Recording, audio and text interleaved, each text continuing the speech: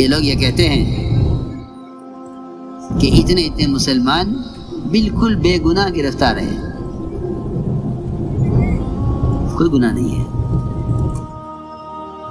کوئی گناہ نہیں ہے، اتنے مسلمان بے گناہ گرفتار ہیں۔ فلاں نماز پڑھ کر نکل رہا تھا مسجد سے، اسے گرفتار کر لیا۔ میری بات توجہ سننا بول، جب مسلمان ہر قسم کے حال کو براہ راست اپنے اعمال سے جوڑے گا تو یہ اپنے آپ کو ظالم کہے گا، دوسرے کو کبھی ظالم نہیں کہے گا۔ وَمَا ظَلَمْنَاهُمْ وَلَكِنْ كَانُوا هُمُ الظَّالِمِينَ، ہم نے ظلم نہیں کیا ان پر، یہ خود ظلم کیا اپنی ذات پر۔ آدمی گناہ کر کے بھول جاتا ہے، گناہ کر کے بھول جاتا ہے، جب پکڑ آتی ہے اس پکڑ کے آنے کے وقت کے عمل کو دیکھتا ہے، پچھلے گزرے ہوئے گناہ کو نہیں غور کرتا۔ میں مثال دے کر سمجھا دیتا ہوں تاکہ بات آسان ہو جائے۔ ٹریفک کا نظام ہے، اشارے پر آپ کو ٹھہرنا چاہیے ورنہ آپ کا چالان ہوگا۔ ایک اشارہ آیا کاٹ گیا، دوسرا اشارہ آیا کاٹ گیا۔ جانتے ہیں یہ لوگ، وہاں کیمرے لگے ہوئے ہیں۔ عجیب بات ہے، عجیب بات ہے۔ نہ فرماتے تھے جب اللہ کا خوف دلوں سے نکل جاتا ہے تو مخلوق کے خوف کی وجہ سے آدمی مخلوق کے خوف سے قانون پر عمل کر لیتا ہے، لیکن اللہ کے خوف سے اللہ کے امر پر، اللہ کے حکم پر عمل نہیں کرتا۔ دو اشارے کاٹ گیا، تیسرے بار جا کر رک گیا۔ یہاں اطاعت کر رہے ہیں، یہاں اطاعت کر رہے ہیں، ہم نماز پڑھ رہے ہیں، ہم اطاعت پر ہیں، ہم نماز پڑھ رہے ہیں۔ پکڑ کیوں آ گئی یہاں؟ ہم تو نماز پڑھ رہے تھے۔ یہاں کیوں پکڑ آ گئی؟ ہم تو اشارے پر کھڑے ہوئے تھے، لال بتی پر رکے ہوئے تھے، کیوں پکڑا؟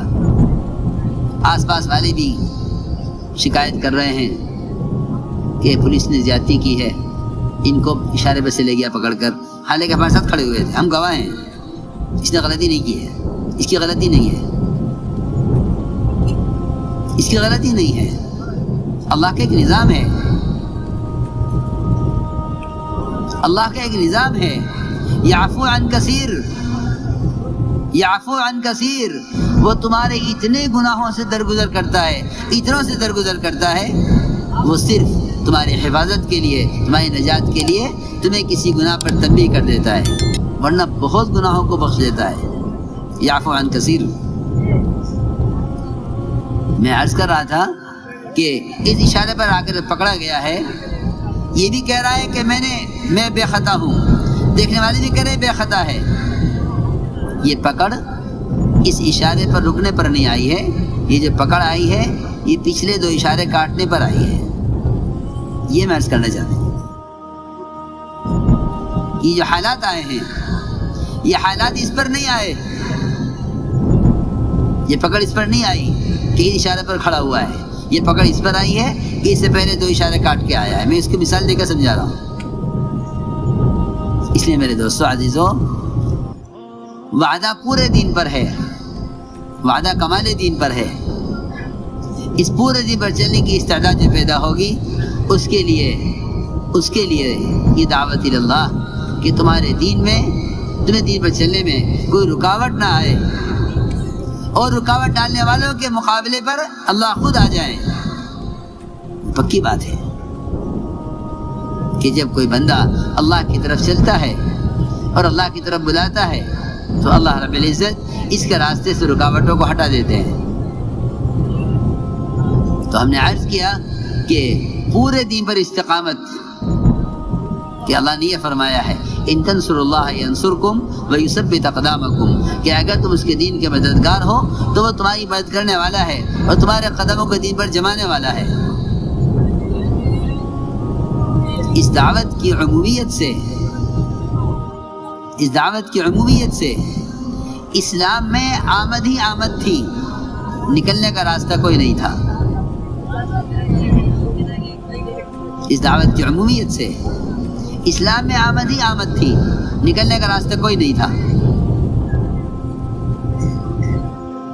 اس دعوت کی وجہ سے اسلام میں آنے آنے کا راستہ تھا، نکلنے کا کوئی راستہ نہیں تھا۔ اگر کوئی بھاگنا بھی چاہتا ہے اسلام سے، اللہ اکبر، جو فرد جہاں جس حال میں تھا وہ دعوت اللہ کو اپنا ایسا فرض منصبی اور اپنا ایسا وظیفہ بنائے ہوئے تھا۔ عجیب واقعہ ہے۔ اکرمہ بن ابی جہل، ابو جہل کا بیٹا، سب سے زیادہ ستانے والے ابو جہل، سب سے زیادہ ستانے والے کا بیٹا اکرمہ اسلام سے بھاگے فتح مکہ کے موقع پر، اسلام سے بھاگے۔ یہاں رہ گیا تو یہ جان جائے گی، یہ اسلام کو قبول کرنا پڑے گا، چلو یہاں سے بھاگے۔ یہاں سے بھاگے، کشتی میں سوار ہوئے یمن جانے کے لیے۔ اللہ کی شان، وہاں ہر فرد اس کوشش میں ہے، ہر فرد اس کوشش میں ہے کہ اس کی آخرت بن جائے، اس کی آخرت بن جائے۔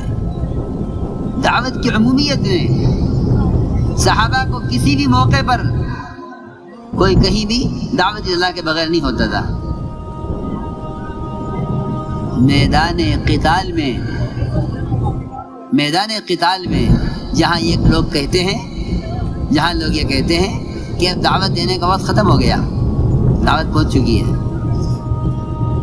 دعوت ہو گئی، پھر جزیہ ہو گیا، وہ نہیں مانے تو قتال آ گیا ہے۔ اس میدان قتال میں بھی صحابہ کرام اس کوشش میں ہوتے تھے کسی طرح یہ اسلام میں داخل ہو جائے، کسی طرح ہدایت پر آ جائے۔ کام ہی یہی ہے۔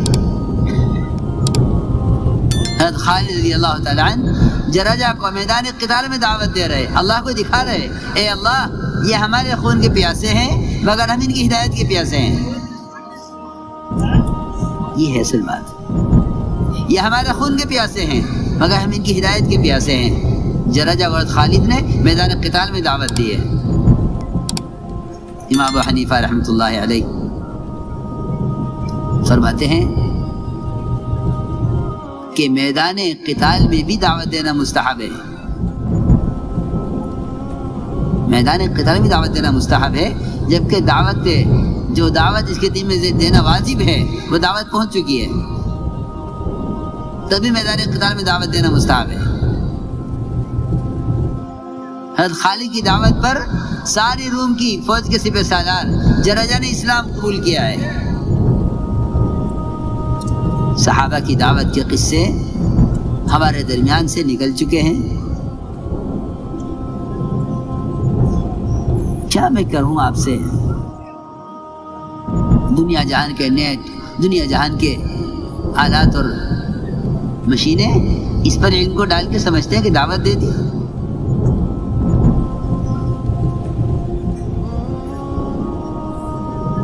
دعوت پہنچ گئی۔ یہ مجاہدہ نہیں ہے۔ اللہ نے ہدایت کا وعدہ اپنے راستے کے مجاہدے پر کیا ہے، یہ مجاہدے کا راستہ نہیں ہے۔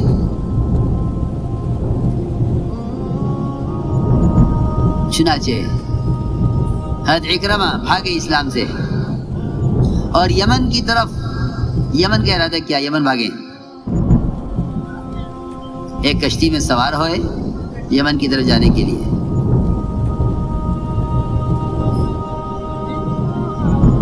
اللہ کی شان،